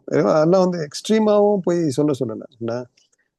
நீ வந்து பகிரங்கமான வழிகேட்டில் இருக்கிற, நான் போய் நேரா சொல்லணும்னு வச்சுக்கோங்க, அது அந்த சொல்ற விதம்னு ஒண்ணு இருக்கு. நீ வந்து முதல்ல சரிப்படுத்திக்க ஒண்ணு, அதுக்கப்புறம் கொஞ்சம் கொஞ்சமா நீ வந்து உங்களுக்கு வந்து தாவா செய் அப்படின்னு தான் அல்லா சொல்றான். ஆனா சில இவர் சொல்ற மாதிரி பகிரங்கமா சொல்லணும். தவறு நம்ம எடுத்து உரைக்கணும். ஹிதாயத் வந்து எப்போ யாருக்கு கல்ப மாத்துவான் நல்லா சொல்ல முடியாது. ஸோ நம்ம அல்லாவை மட்டும் ஒரு ஏத்துக்கிட்டு அவங்க ரசூலா செலுத்த ஒரு தூதரா எடுத்துக்கிட்டா நம்ம வாழ்க்கையில வந்து ஒரு இந்த உலகத்திலயும் நமக்கு ஒரு அமைதி, மறு உலகமும் நமக்கு இன்ஷா அல்லாஹ் சொர்க்கம். அதை விட்டுட்டு வேற வேற தெய்வங்கள், வேற நம்ம நப்சுக்கு அடிமையா வருது என்ன, மத்த மத்த தெய்வங்கள் நம்புறது, மத்த மத்த பாவாக்களை, மத்த மத்த வழிமாறுகளை நம்புறது என்ன, பிள்ளைங்க மேல நம்பிக்கை வைக்கிறது என்ன, அந்த முதலாளிகள் மேல, பணத்து மேல நம்பிக்கை வைக்கிறது வந்து நிச்சயமா ஒரு பகிரங்கமான வழிகேடு தான் அப்படிங்கிறது நம்ம புரிஞ்சுக்கணும் என்ன. ஸோ அதுவும் பேலன்ஸ் தான். அதெல்லாம் வந்து ஒரு கருவிகளா நினைச்சுக்கணும். அதுவே அல்ல அந்த லெவலுக்கு கொண்டு போயிடக்கூடாது. அதான் வந்து என்ன. ஸோ ஒரு முதலாளி அவர் மூலமா நமக்கு வந்து வேலை கொடுத்து நமக்கு வருமானம் வருது அப்படிங்கறத நம்ம நினைச்சுக்கணும். அல்டிமேட்டு சோர்ஸ் வந்து அல்லாட்டையும் தான் வருது. அவனுக்கு தான் எப்போதும் நம்ம நன்றி கடன் செலுத்தணும். அதோட அவனுடைய படைப்புகளுக்கு நம்ம நன்றி செலுத்தணும். நான் மனிதனுக்கு நன்றி செலுத்தாத அல்லாவுக்கு நன்றி செலுத்த மாட்டான் இல்லைங்களா? மனிதனுக்கு கருணை காட்டாதவன் அல்லாவும் கருணை காட்ட மாட்டான்னு சொல்றாங்க இல்லைங்களா? நம்ம ஒருத்தங்க நல்லது செஞ்சாங்கன்னா அவங்களுக்கு தேங்க்ஸ் சொல்லணும் என்ன. அதை விட்டுட்டு அல்லாட்டேருந்து வந்துச்சு நீ வந்து நம்ம திரும்பிட்டு போனோம்னு வச்சுக்கோங்க என்ன, அது அல்லாவுக்கு பிடிக்காத விஷயம் தான். ஸோ எல்லாமே நம்ம பேலன்ஸா நம்ம வச்சுட்டு முக்கியத்துவம் ப்ரையாரிட்டி அல்லா ஃபர்ஸ்ட்ல இருக்கிறது வந்து நம்பர் 1. டாப்ல இருக்கிறது வந்து அல்லா தான் இருக்கணும். மனசுல முக்கியத்துவம் கொடுக்கறது வந்து ப்ரையாரிட்டி எல்லாம் நம்ம ப்ரையாரிட்டிஸ் வச்சு நம்ம வாழ்க்கையை நடத்தணுங்கிறது. இல்லைன்னா அது வழிகேடாகும் அப்படிங்கிறது நம்ம புரிஞ்சுக்கலாம் இன்ஷா அல்லாஹ். இதெல்லாம் நடக்கிறது தானே ஊர்ல, தெரியாம செஞ்ச பாவங்கள்லாம் நிறைய இருக்கும். நான் வந்து இப்போ ஊர்ல ரொம்ப ரொம்ப அதை வந்து நேரடியா போய் அட்டாக் பண்றது போது ரொம்ப கஷ்டம். கொஞ்சம் கொஞ்சமா என்ன ஒருத்தங்க ஊறி போய் இருக்கிறாங்க அப்படிங்கும் போது ஒருத்தங்க மார்க்கத்துக்கே ஒருத்தங்க வராங்கன்னா அவங்க போய் உடனே போய் இதை செய்ய அதை செய்ய என்ன, உடனே போய் கதனா செய்ய உடனே பயந்து ஓடி போ என்ன நினைக்கிறீங்க என்ன. ஸோ சரி கொஞ்சம் கொஞ்சமா மார்க்கமே இஸ்லாமே வந்து உடனே வந்து எல்லாத்தையுமே கொண்டு வரலையே. அது முதல்ல அல்லாஹ் வந்து ஃபர்ஸ்ட் ஒரு 5 வருஷமோ 10 வருஷமோ தௌஹீதை பத்தி தான் சொல்லிக்கிட்டு இருந்தான் இல்லைங்களா? அதுக்கப்புறம் தான் இந்த தொழுகையை பத்தி, ஆடை எப்படி இருக்கணும் என்ன, உணவு எப்படி இருக்கணும், சட்டங்கள்லாம் அப்புறம் தான் மதீனா போன பிறகு தான் வந்து இறங்குச்சுன்னு சொல்றாங்க. அப்படி நம்ம ஆர்டர் அந்த பாடல் நம்ம கொண்டு போனோம். முதல்ல மனசை மாற்றுறத மனசை கையாளணும். அது வந்து அதுக்கப்புறம் தான் வந்து சில சட்டங்கள்லாம் கொஞ்சம் கொஞ்சமா ஸ்டாண்டர்ட் கொண்டு போகணும். அதை அப்படி எடுத்த அடுப்புலயே வந்து முக்காடு போட்டுட்டு போ, ஃபுல்லா முகத்தை மூடு என்ன, அதை பண்ணிட்டு உள்ளுக்குள்ள இதாயத்து அந்த தக்குவா விஷயங்களை விட்டுறக்கூடாது நம்ம. ஸோ எந்த விஷயங்கள் தாவா பணிங்கிறது வந்து ஒரு பெரிய ஒரு நுணுக்கமான பணி என்ன. ஸோ நம்ம ப்ரையாரிட்டி படி நம்ம போகணும் இன்ஷா அல்லாஹ். அந்த ஞானத்தையும் விளக்கத்தையும் நம்ம கொடுக்கணும். முதல்ல நம்ம அந்த மாதிரி வழிகேட்டில் இல்லாம நம்ம நல்லா பாதுகாக்கணும். எல்லாரும் வழிகேட்டில் இல்லாம போகாம நம்ம குடும்பம் நம்ம சமுதாயம் எல்லாம் நம்ம துவா செய்யணும். நம்ம உள்ள முயற்சிகளை செய்யணும் இன்ஷா அல்லாஹ்.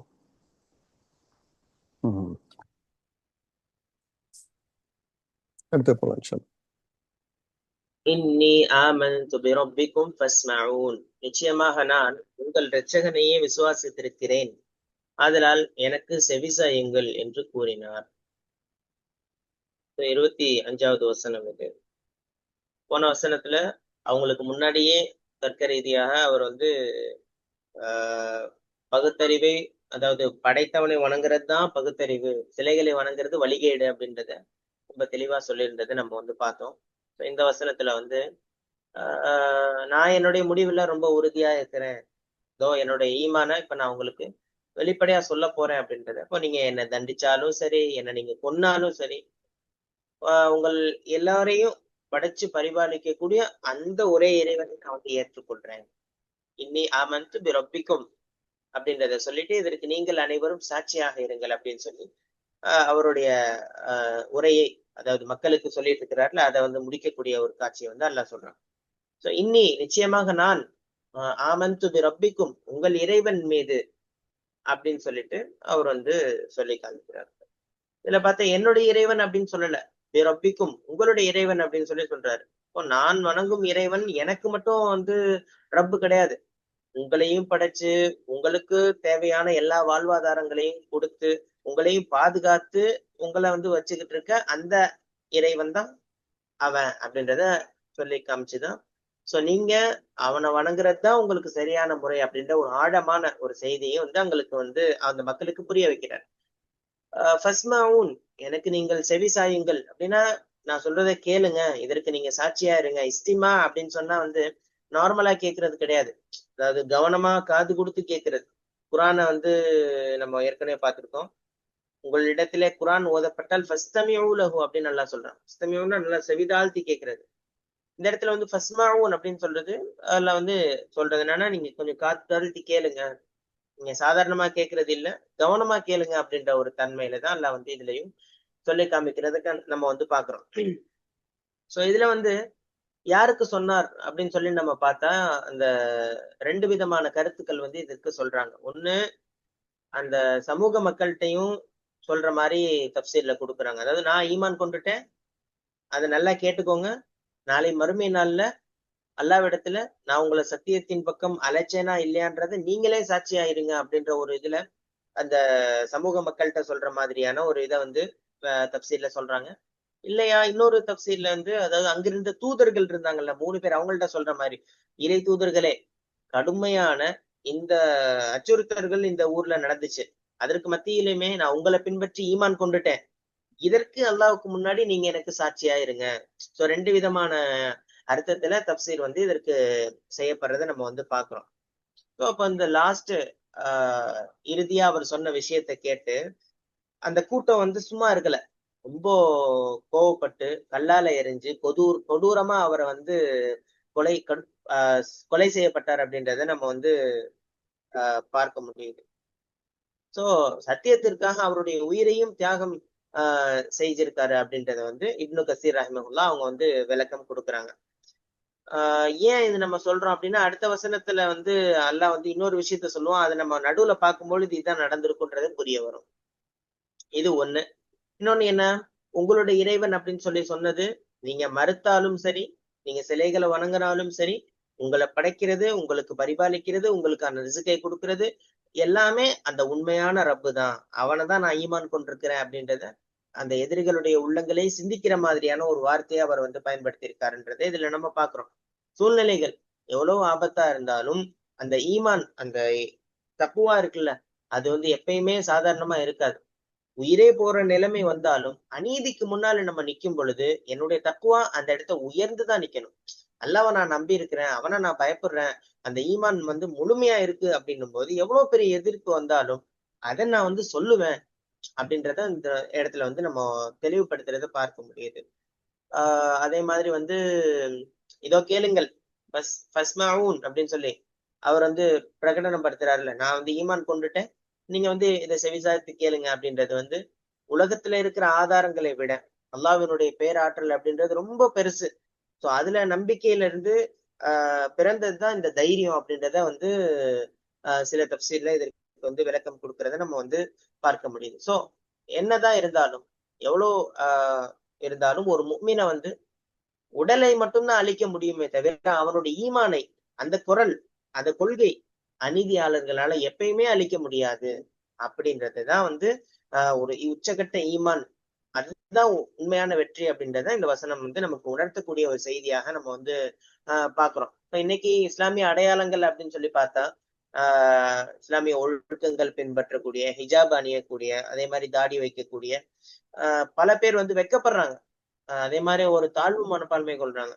நான் ஒரு முஸ்லிம், அல்லாஹ்வினுடைய சட்ட திட்டங்களை நான் பின்பற்ற போறேன் அப்படின்னு சொல்லிட்டு ஒரு பெருமிதத்தோட ஒரு கம்பீரத்தோட நம்ம இருக்கணும்ன்றதுதான் இந்த ஒரு ஒழுக்கத்தை இந்த வசனம் வந்து நமக்கு சொல்லி தருது. சோ நம்ம ட்ரெஸ்ஸிங்ஸை வச்சு மத்தவங்க ஏதாவது சொல்லுவாங்களே, நம்ம நம்ம ஆடைகளை வச்சு, நம்ம உடலை வைத்து மத்தவங்க ஏதோ சொல்லுவாங்களேன்ற அச்சமும் பயமும் எப்பயுமே நமக்கு இருக்க வேண்டியது இல்லை.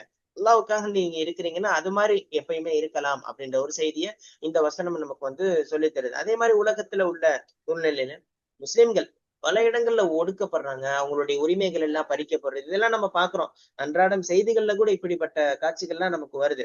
சோ இவ்வளவு இக்கட்டான நிலையிலையும் தன்னுடைய அந்த சுய லாபத்திற்காண்டி, அதே மாதிரி உயிருக்கு உயிருக்கு பயப்பட்டு, நம்ம ஏற்கனவே டிஸ்கஸ் பண்ணியிருக்கோம், உயிருக்கு பயப்பட்டு சில இடங்கள்ல வந்து நம்ம தப்பிப்பதற்காக சில வார்த்தைகள் சொல்லலாம். ஆனால் அதுலயும் கூட உறுதியா இருக்கிற நிறைய பேர் நம்ம வந்து பார்த்திருக்கோம்.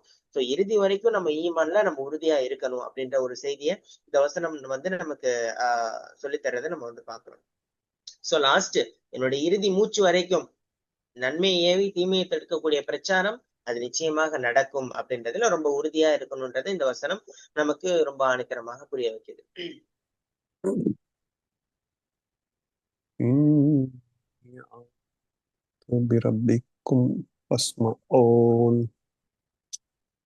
நிச்சயமாக நான் ஈமான் கொண்டுள்ளேன் உங்களுடைய ரப்பை கொண்டு. ஸோ இதுல வந்து நமக்கு ஒரு கேள்வி வரலாம்.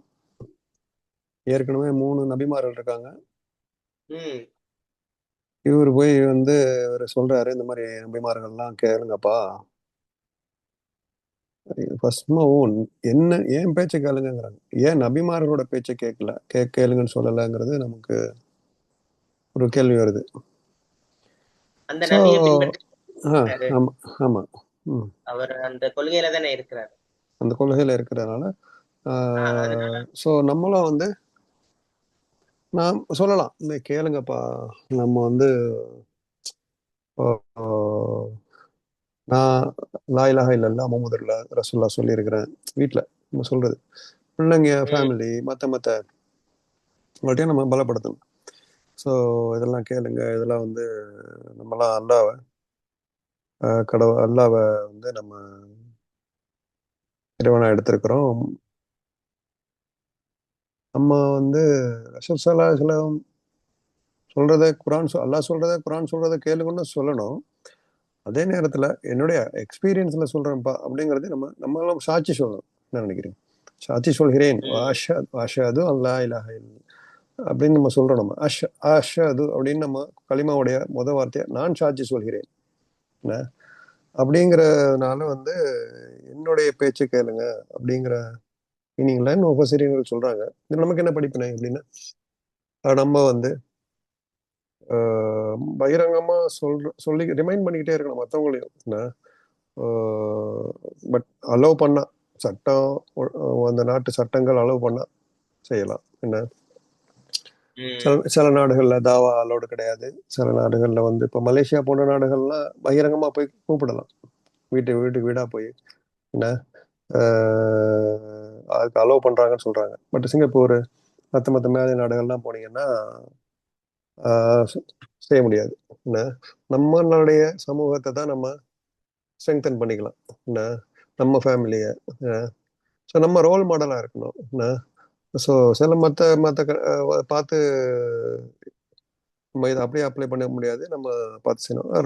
ரப்புங்கிறாங்க, என்ன படைச்சு உங்களுடைய ரப்பு உங்களை படைச்சு பரிபாலிச்சு உங்களை வந்து மௌத்தாக்கி உங்களை திருப்பி மீட்டு கொள்ற ரிமைண்ட் பண்றாங்க. உங்களுடைய ரப்பு இந்த தெய்வங்களோ மற்ற ரிமைண்டர் தான் அதுவும். ஆமன் தூ ஸ்ட்ராங்கா சொல்றாங்க. நம்ம என்ன படிப்புனா நம்ம வந்து வெளிப்படுத்தணும். நேரம் காலம் சூழல் பார்த்து நம்ம ஒரு நம்மளுடைய நடவடிக்கை மூலமா கொடுக்கல் வாங்கல் மூலமாகவும் நம்மளுடைய உதவிகள் மூலமாகவும் என்ன இதை வெளிப்படுத்தணும். அவங்களுக்கு வந்து நமக்கு வந்து நம்ம மேல ஒரு ஈர்ப்பு வரணும். இவ்வளோ ஒரு நல்லவரா இருக்கிறாரு என்ன, இவருடைய ஈமான் வந்து இவ்வளோ ஸ்ட்ராங்கா இருக்குது என்ன அப்படிங்கிறது வந்து மற்றவங்க மூலமா ஈர்க்கப்படணும் அப்படிங்கிறது நான் புரிஞ்சுக்கிறேன் என்ன. ஸோ நல்ல ரோல் மாடலா நம்ம நாம முதல்ல நடந்துக்கணும். நம்ம சொன்ன வார்த்தையை காப்பாத்துறது என்ன, கடனை வாங்கினா திருப்பி கொடுக்கறது, டிசிப்ளின் டயத்துல கரெக்டா இருக்கிறது என்ன. ஸோ இது மூலமாக அவங்க தெரிஞ்சுப்பாங்க என்ன. ஸோ சம்திங் வந்து ஒரு நல்ல விஷயங்கள் இவர்கிட்ட இருக்குது, ஏதோ நம்பிக்கையில இருக்கிறாரு இவர் ஏதோ அப்படிங்கிற ஒரு அவங்க மறைமுகமா ஒரு நல்ல மதிப்பை ஏற்படுத்திட்டு அவங்களா கியூரியஸா கேட்கிற மாதிரி நம்ம வச்சுக்கணும். என்னப்பா இப்பெல்லாம் சரியா, என்ன காரணம் உனக்கு, என்ன எதை எதை என்னதை நீ வழிபடுற என்ன அப்படிங்கும் போது நம்ம வந்து நம்ம இந்த விஷயங்கள்லாம் நம்ம எடுத்து சொல்லலாம் இன்ஷா அல்லாஹ். சரி, அடுத்தது இன்ஷா அல்லாஹ்.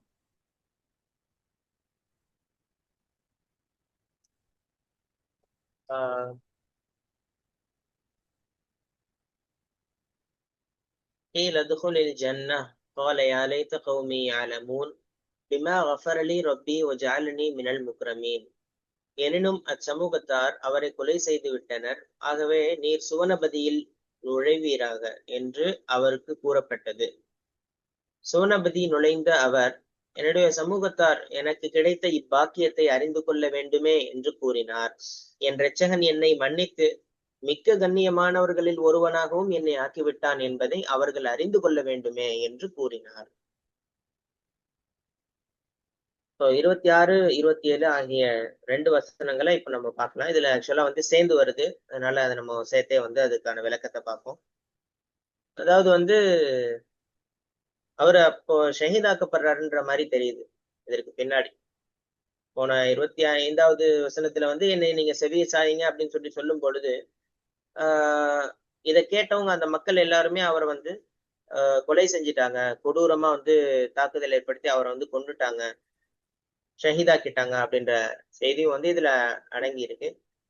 ஸோ உலகத்துல மனிதர்களுடைய அநீதியான ஒரு காரியத்துக்கு ஆளான ஒரு முஃமினுக்கு அல்லாஹ்வினுடைய நீதிமன்றம் அப்படின்னு சொல்லி ஒண்ணு இருக்கு. அங்க கிடைக்கக்கூடிய நீதி அப்படின்னு என்ன, அதுதான் வந்து இந்த வசனத்துல ஆஹ் சொல்லி காமிக்கப்படுது. கீழே சொல்லப்பட்டது அப்படின்னா ஒண்ணு அல்லாஹ் சொல்லியிருக்கலாம், அல்லது அவனுடைய மலக்குகள் மூலமாக அல்லாஹ் வந்து ஏவி இருக்கலாம்.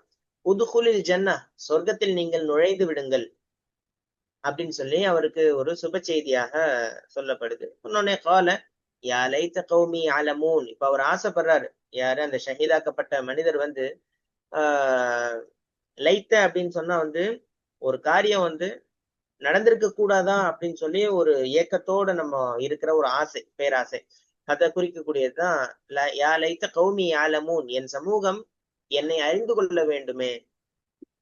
என்ன அறிந்து கொள்ள வேண்டுமே? பிமா கஃபர் அலி ரப்பி ஜாலனி மினல் முக்ரமீன். ரெண்டு விஷயம்.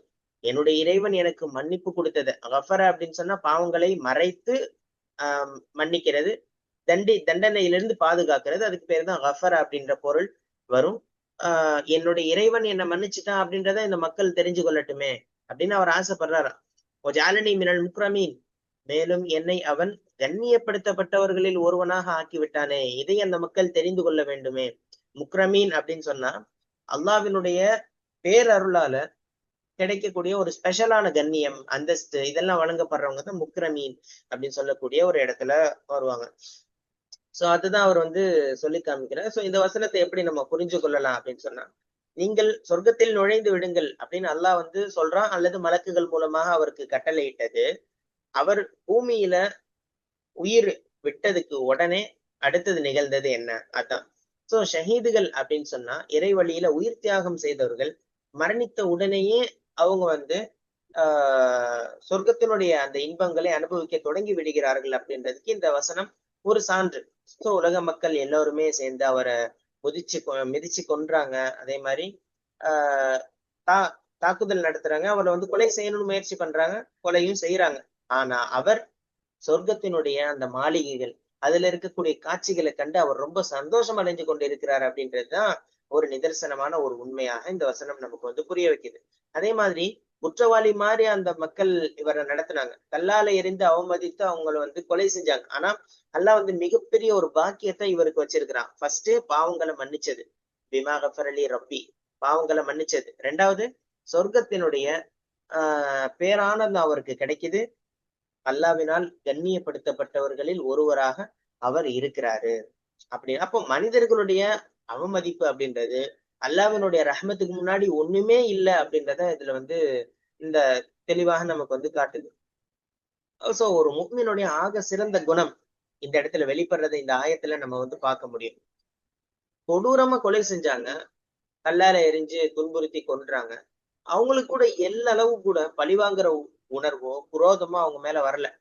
இவங்க எல்லாம் அழிஞ்சு போட்டோம், இவங்க எல்லாம் நாசமா போட்டோம், எனக்கு இப்படி நினைச்சாங்கல்ல, என்ன வந்து கொன்னாங்கல்ல அப்படின்னு சொல்லி அவர் நினைக்காம அவருடைய ஆதங்கம் என்ன இருந்துச்சு அப்படின்னு சொன்னா, சொர்க்கத்தினுடைய இன்பங்களை அவர் பார்த்த மாத்திரத்திலேயே, ஐயோ என்னுடைய இறைவன் என்னை வந்து இவ்வளவு கண்ணியமா நடத்துறது இந்த மக்கள் பார்க்கட்டுமே, அப்பனாவது திருந்துவாங்களே இவங்க அப்படின்னு சொல்லி ஒரு ஏக்கம் அவருக்கு இருக்கு. ஆனா லைத்த அப்படின்னு சொன்னா அது நடக்காது, ஒரு ஏக்கம் ஒரு முஃமினுக்கு இருக்க வேண்டும் அப்படின்றத இந்த வசனம் நமக்கு வந்து புரிய வைக்குது. சோ நான் ஒரு அடைந்த ஒரு நல்ல உன்னதமான நிலைய என் மக்கள் தெரிஞ்சுக்கிட்டாங்கன்னா அவங்களும் இந்த சிலை வணக்கத்தை விட்டு வெளியே வந்துருவாங்களே, இறைவனை ஏத்துக்கொண்டு அவனை பின்பற்றி சொர்க்கத்துக்கு போயிடுவாங்களே அப்படின்ற ஒரு நல்ல ஒரு போதனை, அந்த உணர்வு அவருடைய உள்ளத்துல இருக்கின்றதை இந்த வசனத்துல தப்சீர்களின் வழியாக நம்ம வந்து புரிந்து கொள்ள முடியும்.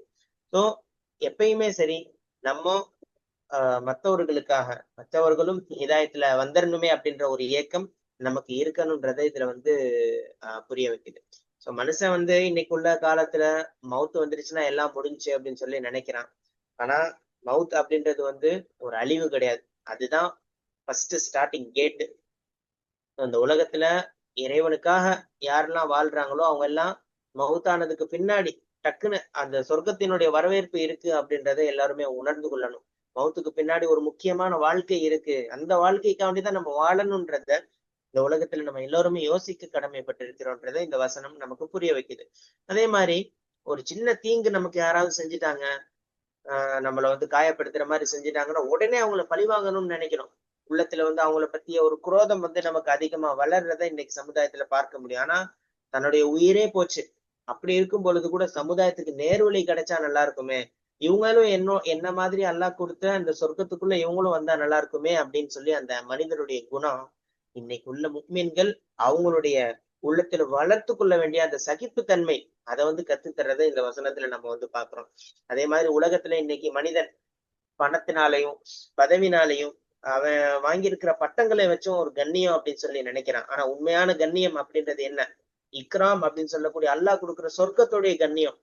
இப்போ ஒருத்தன் உலகமே வந்து ஒரு ஆளை வந்து இகழ்ந்து ஒதுக்குனாலும் அல்லாஹ் இடத்துல அவன் கண்ணியமான ஒரு ஆளா, மதிப்பிற்குரிய ஒரு ஆளா மாற முடியும் அப்படின்றத இன்னைக்கு மக்களுக்கு வந்து இந்த வசனம் வந்து உணர்த்தக்கூடிய ஒரு செய்தியை பார்க்கிறோம். அதே மாதிரி தாவா செய்யக்கூடிய நேரத்துல மக்கள் தரக்கூடிய எதிர்ப்பு பல்வேறு விதமா இருக்கலாம், உயிரே போற அளவு கூட இருக்கலாம். அதை கண்டு எப்பயுமே நம்ம வந்து சோர்ந்து போய் விடாம, என்னுடைய மக்களுக்கு உண்மை புரிய மாட்டேங்குதே.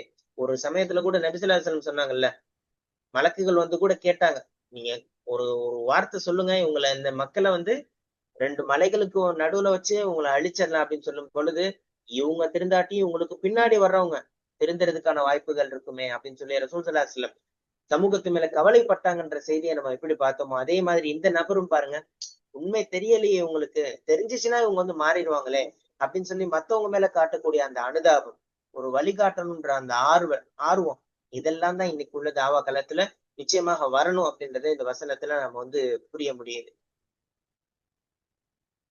ம் ஸோ இங்க என்ன படிப்பணும், இதுல நம்ம என்ன செய்யணும்? சொல்லப்பட்டது கீ தேலாத கொலில் ஜன்னா காலையாலை தக்கவுமி அலமோ பிமா கஃபரலி ரப்பி வஜஅலனி மினல் முக்ரமீன். இதுல என்னோட ரப்புன்னு சொல்றாங்க. போன தடவை அவங்களுடைய ரப்பு என்ன, மாஷா அல்லாஹ் அல்ல இப்ப மாத்திரான் சீனை. சொல்லப்பட்டது சொல்லப்பட்டதுன்னா அல்ல சொல்றான், நேர ஜன்னா போயிடுங்க அப்படின்னு. என்ன அவ்வளோ இந்த மாதிரி சிரமப்பட்டா பயன் உண்டு என்ன? அதாவது விவசாயம் பண்ண நல்லபடியா விவசாயம் பண்ண நல்ல அறுவடை கிடைக்கும்னு சொல்லுவாங்க. நல்ல உழைப்பு உழைப்பு எப்படி இருக்கோ அதுக்கு தகுந்த மாதிரி நமக்கு பயணம் கிடைக்கும் என்ன. ஸோ இந்த மாதிரி இவர மாதிரி ஒரு நல்ல எண்ணம் கொண்டு நம்மளும் மக்களை வந்து இந்த மாதிரி ஒரு நல்ல விஷயங்கள் சொல்றது, சொல்லிக் கொடுக்கறது, தெரிஞ்சதை சொல்லிக் கொடுக்கறது. அவங்க வந்து தௌஹீது, அல்லாஹ்வுடைய அல்லாஹ் வந்து நம்புங்க, அல்லாஹ் வணங்குங்க, ரொம்ப தைரியமா சொல்லியிருக்கிறாரு. ஸோ நாம அதை சொல்லலாமா? அந்த தாவா பணிங்கிறது வந்து நம்ம முஸ்லீம்களுக்கிட்டே போய் தாவா செய்யறாங்க. மாற்று மத சகோதர அழைப்பு கொடுக்கலாமான்னு பார்த்தா இதுல வந்து மேபி அந்த அந்த அனுமதிக்கிற நாடுகள்லாம் போய் செய்யலாம் என்ன. மேபி இந்த பயன் வந்து நமக்கு கிடைக்கும். இந்த மாதிரி மலேசியா போன்ற நாடுகள்லாம் சொல்றாங்க இல்லைங்களா, இங்கெல்லாம் எங்க சட்டம் அனுமதிக்குதோ அங்க போய் வந்து மாற்று மதத்துல இருக்கிறவங்கள வந்து இதெல்லாம் சொல்லி ஏகத்துவத்துக்கு அழைப்பு விடுக்கலாம் இன்ஷா அல்லாஹ். அந்த தைரியம் இருந்துச்சுன்னா, அந்த சூழல் இருந்துச்சுன்னா, சூழலை ஏற்படுத்திக்கிட்டு போய் செய்யலாம் என்ன. ஸோ நம்ம இந்தியா, சிங்கப்பூர் மாதிரி கண்ட்ரிகள்லாம் இதில் அலோடு கிடையாது இல்லைங்களா. மதம் மாற்ற தடை சட்டம் அது இதெல்லாம் நிறைய கொண்டு வந்துட்டாங்க. அவங்களா விரும்பி செஞ்சாதான் உண்டு. இல்லை அட்லீஸ்ட் நம்ம ஏற்கனவே பேசின மாதிரி நம்ம சிறந்த ரோல் மாடலாக இருக்கணும், ஈர்க்கப்படணும். நம்ம போய் பகிரங்கமாக வந்து நம்ம செய்ய முடியாது. என்ன ரசூலுல்லாஹி ஸல்லல்லாஹு பார்த்தீங்கன்னா பகிரங்கமான அழைப்பு எப்போ கொடுத்தாங்கன்னா, அதுக்கு முன்னாடி வந்து மறைமுகமான அழைப்பு தான் இருந்துச்சு இல்லைங்களா. உமர் ரலியல்லாஹு தஆலா வந்து சேர்ந்த பிறகு தான் பகிரங்கமா அழைப்பு கொடுக்க ஆரம்பிச்சாங்க. அது வரைக்கும் தன்னுடைய குடும்பம், தன்னுடைய உறவினர்களை மட்டும்தான் அழைச்சிக்கிட்டு இருந்தாங்க. சின்னத்தா பெரியத்தா பொதுமக்கள்கிட்ட போய் அழைப்பு கொடுத்தது வந்து அது வந்து அல்லாஹ் எப்போ அனுமதிச்சானோ அப்போதான் போய் பண்ணாங்க. இன்ஷா அல்லாஹ் அந்த மாதிரி பண்றவங்களுக்கு ஆஹ் கஷ்டப்பட்டு எவ்வளோ அவரு கொல்லப்பட்டிருக்கிறாருன்னு சொல்றாங்க முஃபஸிரீன்கள் என்ன. அந்த அளவுக்கு அவரை வந்து இழிவு இழிவு இழிவு ஒரு கேட்ட எவ்வளோ ஏசி இருப்பாங்க என்ன, எவ்வளோ பழிச்சொலுக்கு ஆளாயிருப்பாரு என்ன. நம்மளே பாருங்களேன், வீட்டில் போய் ஒன்று சொன்னாங்க, நல்ல விஷயங்கள் சொன்னா வந்துட்டாரு இவரு என்ன, அஜித் வந்துட்டாரு அப்படிம்பாங்க முதல்ல என்ன. இவர் வந்து குரான் எடுத்துட்டு போய் உட்காந்தான்னு வச்சுக்கோங்க, இது என்ன புதுசா இருக்கு அப்படிம்பாங்க என்ன. இதெல்லாம் வந்து முதல்ல நீங்க செய்யறதை போய் திருத்திட்டு வாங்க, அப்புறம் நாங்க சொல்றோம். இந்த மாதிரி நிறைய எதிர்ப்புகள்லாம் வரத்தான் செய்யும். அதையும் மீறி நம்ம என்ன செய்யணும், நம்ம வீட்டில் வந்து தாவாங்கிறது இல்லை, குரானை எடுத்து சொல்றது, தாலீம் வாசிக்கிறது, ஹதீஸ் துவாக்களை ரிமைண்ட் பண்றது எல்லாம் சொல்லிக்கிட்டே இருக்கணும் என்ன. மற்றவங்க வந்து நம்மள இழிவா நினைப்பாங்களே என்ன, இது சொன்னா இது ஏன் சொல்றேன்னு திருப்பி என்ன. எதிர்ப்புங்கிறது வெளியூர்ல இருந்து வரதை விட வீட்டுல இருந்தே நிறைய வரும். நம்மளோட பையன் போய் தொழுடான்னு சொல்லும் போது தான் வந்து அவன் வந்து பல எக்ஸ்கியூஸ் சொல்லுவான். அப்பதான் நமக்கு கோவம் வரும் என்ன. அப்பதான் அந்த கோபத்தை அடக்கி என்ன, அடிக்க சொல்லி 10 வயசுக்கு மேல ஆனா அடிக்க சொல்லி சொல்லியிருக்கிறாங்க என்ன. பட் இருந்தாலும் அதுல வந்து எவ்வளவு பெரிய டிராமா நடக்கும் எங்க வீட்டுல என்ன. அவன் வந்து ஓடுவான், நான் வந்து கொஞ்சம் கொஞ்சமா விட்டு பிடிக்கணும் என்ன.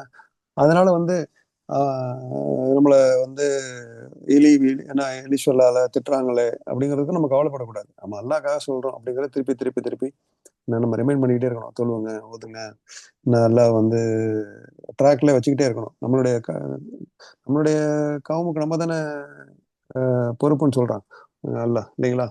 நாளைக்கு வந்து ஒவ்வொரு என்ன அது ஒரு ஹதீஸ் இருக்கு இல்லையா, உங்களுடைய கூட்டத்திற்கு நீங்க தான் பொறுப்புன்னு சொல்லணும். அது நம்ம போய் நம்ம பதில் சொல்லணும் என்ன. ஸோ நம்ம என்ன எலி சொல்லு பழி சொல்லு நடந்தாலும் சரி, நம்ம இந்த நம்மளுடைய அந்த உள் சவரை முதல்ல பூசணும்னு சொல்லுவாங்க என்ன. ஸோ இப்போ அதுதான் நம்ம செய்ய முடியும் என்ன. ஸோ என்ன செஞ்சாலும் நம்ம சொல்லிக்கிட்டு இருக்கணும். இவருடைய நல்ல எண்ணத்திலையும் கொண்டு இருக்கணும் எப்போதும். அவங்கள வந்து வீணா போனோம் நான் இந்த மாதிரி செய்யறதுனால, எல்லாம் வணங்குறதுனால, மற்றவங்க தொழுவாம இருக்கிறதுனால அவனை வந்து சபிச்சிடக்கூடாது. நரகத்துக்கு தான் நல்லா கொண்டு போய் போறான், நீ என்னத்துக்கு அவளா புரியும் அப்படி இப்படியா நடக்கும் வீட்டுல. இவ்வளவு சொன்னாலும் நீ வந்து கேட்க மாட்டேங்கிறான் நிச்சயம் நீ வந்து வந்து சர்வசாதாரணமா பேசுறது தானே நம்ம என்ன. சம்டைம்ஸ் கோபத்தினால பேசிடுறது அது. அதுதான் அந்த கோபம் வராம சைத்தான் வந்துடாம பாத்துக்கணும். நம்ம இந்த வழியாவும் சைத்தான் வருவான். நம்ம தாவா செய்ய போறோம், வீட்டுல வந்தவங்களை திருத்த போறோம்னு சொல்லி கோபத்தை கொண்டு வந்து நம்மளுடைய அமல்களையும் அழிச்சு அவங்களுடையும் என்ன இவர் சொல்றது என்ன கேட்கறது அப்படி கொண்டு போயிடும் என்ன. அங்கதான் வந்து பொறுமை சபர் வேணும். ஸோ அந்த ஒரு மனநிலை இருக்கணும், எப்போதும் ஒரு அக்கறையோட இருக்கணும். கவலைங்கிறத நம்ம விட்டுட்டு நம்ம அவங்க எல்லாமே சொர்க்கத்துக்கு போகணுங்கிற ஒரு அக்கறை இருந்துகிட்டு இருக்கணும். நம்மளும் போகணும் நம்மள வந்து இந்த கஃபர் அலின்னு சொல்றாங்க, இந்த நம்ம யாரெல்லாம் என்ன மன்னிச்சிரு, நான் செஞ்ச பாவங்கள்லாம் மன்னிச்சிருன்னு சொல்லி நம்ம அடிக்கடி நம்ம அதுவா கேட்டுக்கிட்டே இருக்கணும். நம்ம ரப்பு நம்ம படைத்த ரப்பு நம்ம ஆபிது அப்படிங்கிற ஒரு எண்ணம் இருந்துகிட்டே இருக்கணும் நம்ம என்ன. ஸோ நம்ம எல்லாம் வந்து அல்லாவுடைய அடிமை என்ன. ஸோ நம்மள இப்படிலாம் செஞ்சா நம்மளும் இன்ஷா அல்லாஹ் இந்த உலகத்துலயும், இந்த உலகத்துல கண்ணியம் படுத்தவில்லை என்றால் கூட மறு உலகத்துல நம்ம கண்ணியப்படுத்தப்படுவோம் அப்படிங்கிற ஞாபகம் வச்சுக்கணும் என்ன. சில விஷயங்கள்லாம் சொல்லும் போது ஜக்காத்து கொடுங்க, வட்டியில இருந்து வெளியாகுங்க என்ன, வந்து இந்த மற்ற மாற்று மற்ற ஷிர்கான வேலையெல்லாம் செய்யாதீங்க, பிதத்தான வேலை அதெல்லாம் செய்யாதீங்க அப்படிங்கும்போது பல எதிர்ப்புகள் வரதான் செய்யும் என்ன. அல்லாஹ்க்காக நம்ம செய்றோம் அப்படிங்கிற ஒரு தைரியத்தோட இருந்தா இந்த மாதிரி அல்லாஹ் டைரக்டா இன்ஷா அல்லாஹ் சொர்க்கத்துக்கு நம்மளை அனுப்பலாம் செஞ்சா இதெல்லாம் என்ன. ஸோ அப்படிங்கிறத இருக்கணும். ரெண்டாவது ஷஹீது மரணம் அப்படின்னு சொல்றாங்க. ஷஹீது மரணம்னா டைரக்டா சொர்க்கம் தான் அவங்களுக்கு அப்படிங்கிறாங்க. ஷஹீது மரணம்ங்கிறது வந்து இப்போ நம்ம போய் முஜாஹிதா பண்ணணும், போய் நாட்டில் போய் சண்டை போடணும் அப்படிங்கிறது ஒன்றும் இல்லை. இதுக்காக சிரமப்பட்டு என்ன பல விஷயங்களும் ஷஹீது மரணம் சொல்றாங்க. ஸோ அது வந்து ஷஹீதா மரணம் அடைகிறதுனா அந்த காலத்துல வந்து போர், மார்க்க போர்ல கொல்லப்பட்டவர்கள் இந்த மாதிரி நல்ல விஷயங்களை சொல்லும் போது அவங்களுக்கு பதவி போயிடும், என்ன அவங்களுடைய தகுதி போயிருங்கிறதுக்காக சில பேர் ஆளை காலி பண்ணிடுவாங்க என்ன. ஸோ அந்த மாதிரி இப்போ செய்யப்படுற நீதி அளிக்கப்பட்டவங்கலாம் இன்ஷா அல்லாஹ் அல்லாஹ் வந்து டைரக்டா சொர்க்கத்துக்கு தான் அனுப்புறான் என்ன. ஸோ நம்ம அதுல ஷஹீத் ஆகணுங்கிற ஒரு ஈமான் இன்னும் அந்த அளவுக்கு நமக்கு வந்துருச்சான்னு தெரியல என்ன. ஸோ ஷஹீதை பத்தி இன்னும் நம்ம டீப்பா போவோம். இப்போ உள்ள காலத்துக்கு தகுந்த மாதிரி நம்ம போகணும் என்ன. ரொம்ப ஷஹீத் ஒரு பெரிய டாபிக். இன்ஷால்லா ஷஹீதுங்கிற ஒரு ரிசர்ச் பண்ணிட்டு வருவோம் இன்ஷால்லா. ஸோ நம்ம என்ன இப்போ பொதுப்படையா இப்போ இதுல நமக்கு என்ன ஒரு நான் சொல்றது நம்ம சொல்லிக்கிட்டு இருக்கணும்.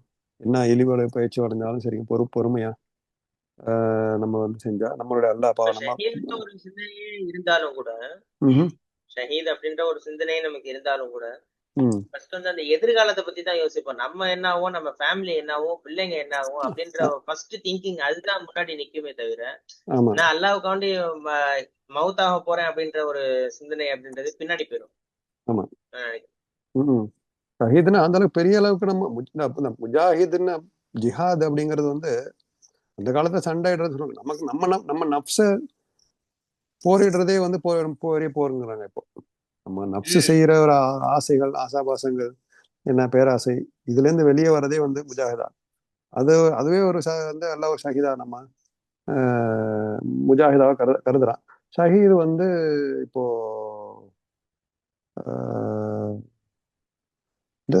உண்மையிலே மோத்தா போறது தான் ஷஹீத் இல்லைங்களா. இப்போ இவ்வளோ போர்ல ஆக்சிடென்ட்ல பள்ளியாசு வேற நல்ல காரியங்கள்ல போகும்போது மோத்தா போனா அது ஷஹீத் மரணம் கூட சொல்றாங்க இல்லைங்களா. கல்வி கற்க போகும்போதோ அது அப்படியா இருக்குது. அப்படியா அந்த மாதிரி தெரியலையே. குடும்பத்தை பாதுகாக்கிறதுக்காண்டி ஒருத்தவர் போறாருன்னா அவருக்கு கூட அந்த அந்தஸ்து வரும்.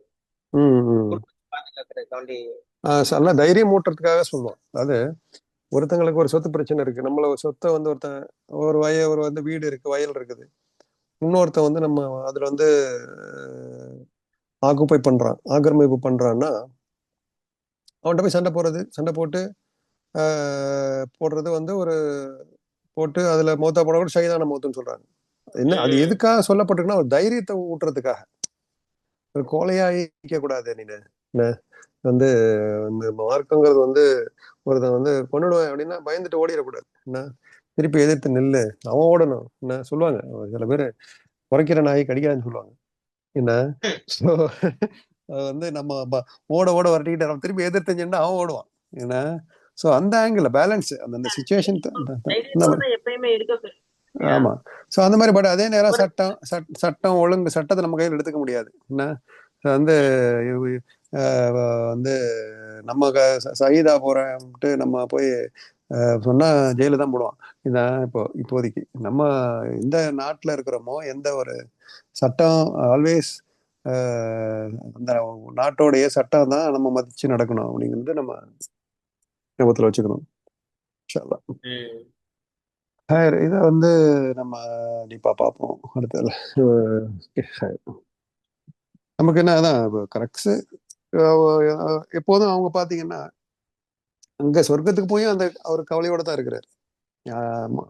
என்னுடைய சமூகமே இதெல்லாம் நீங்க வந்து உங்களுக்கு கிடைக்கலையே அப்படிங்கிற ஒரு கவலை அங்கேயே போய் அவருக்கு இருக்கு. என்ன நினைக்கிறீங்க? அந்த எப்போதுமே ஆரஞ்சு புழிஞ்சா ஆரஞ்சு வந்து சாப்பிட்டாலும் வந்து சுவை கொடுக்கும், அது கசக்கி புழிஞ்சாலும் அந்த வாசனை கொடுக்கும் அப்படிம்பாங்க. எப்போதும் நல்லவங்களா தான் இருப்பாங்க. வந்து நம்மளோட மைண்ட் செட் அந்த மாதிரி தான் இருக்கணும். ஏன்னா ஆனா அங்க போன கவலை வராதுங்கிறாங்க சொர்க்கத்துல. என்ன ஒரு ஆவல் இருக்கும். நம்மளுடைய இப்ப பாத்தீங்கன்னா சொல்றாங்க நம்ம சொர்க்கத்துல இருக்கோம், நமக்கு இல்ல நம்ம பிள்ளைங்க நம்ம ஹையஸ்ட் உயர்ந்த சொர்க்கத்துல இருக்கிறோம், நமக்கு கீழே நம்மளுடைய குடும்பத்தார்கள் ஒரு கீழே சொர்க்கத்துல இருந்தாங்கன்னா எல்லாம் அனுமதி கொடுப்பானா அந்த சொர்க்கத்துல உள்ளவங்கள உயர்ந்த சொர்க்கத்துக்கு அழைச்சிக்கிறதுக்கு. என்ன அதுக்கு பர்மிஷன் கொடுக்குறான். நரகத்துல இருக்கிறவங்கள நம்ம ஒண்ணும் பண்ண முடியாது. என்ன இந்த அதுக்கெல்லாம் அனுமதி கொடுக்க மாட்டான். அப்போ வந்து அவங்கள பார்த்து நம்ம சிரிப்பாங்க அப்படின்னு தான் சொல்லுவாங்க. எல்லாம் சொர்க்கவாசிகள் நரகவாசிகளை பார்த்து சிரிப்பாங்க, ஒரு தண்ணி கூட கொடுக்க மாட்டாங்கன்னா அந்த மாதிரி எல்லாம் ஒரு மைண்ட் செட்டை கொண்டு வந்துருவான். இதையே இந்த மாதிரி அவரு பேசினாரு அப்படின்னா கவலையோட பேசியிருக்க சான்ஸ் இல்லை சொர்க்கத்துல. என்ன ஒரு சொர்க்கத்துல இருந்து இவரு நரகவாசிகளை பத்தி பாக்குறாரு. இப்படி வேணா சொல்லலாம். நான் ஏற்கனவே சொன்னேனேடா உங்கள்கிட்ட, என்ன சொல்லி நீங்க வந்திருந்தீங்கன்னா நீங்க என்னோட ஒரு சொர்க்கத்துக்கு என்னோட வந்திருப்பீங்களே அப்படிங்கிற ஒரு ஆதங்கம்னு கூட நம்ம அந்த வார்த்தை யூஸ் பண்ண முடியாது. ஒரு நீங்க நீங்களே உங்க தலையில மண்ணு வாரி போட்டுக்கிட்டீங்களா அப்படின்னு அவர் சொல்ற மாதிரி நம்ம எடுத்துக்கணும். ஒரு அக்கறை. ஆமா, அக்கறைங்கிறத விட அவங்கள வந்து இன்னும் அதாபுல இருக்கிறவங்கள பார்த்து சொல்லி, இந்த மாதிரி நான் சொன்னேன்ல செய்யலையல்ல பாரு நல்லா அனுபவி அப்படின்னு கூட சொல்றதுக்காகவும் அல்லாஹ் ஆலம். என்ன அங்க வந்து சொர்க்கவாசிகள் நரகவாசிகளை பார்த்து, ஏன்னா இந்த உலகத்துல வந்து நரகவாசி ஏன்னா அவங்கள பார்த்து நகைப்பாங்க. மறு உலகத்துல வந்து இவங்க அவங்கள பார்த்து நகைப்பாங்கன்னு சொல்றாங்க. என்ன அப்படிப்பட்ட சினாரியா தான் இருக்கும்.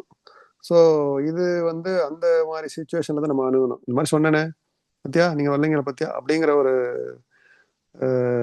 ரிமைண்டர்ல சொல்லியிருக்கலாம் அவங்கள ஞாபகப்படுத்துறதுக்காக. என்ன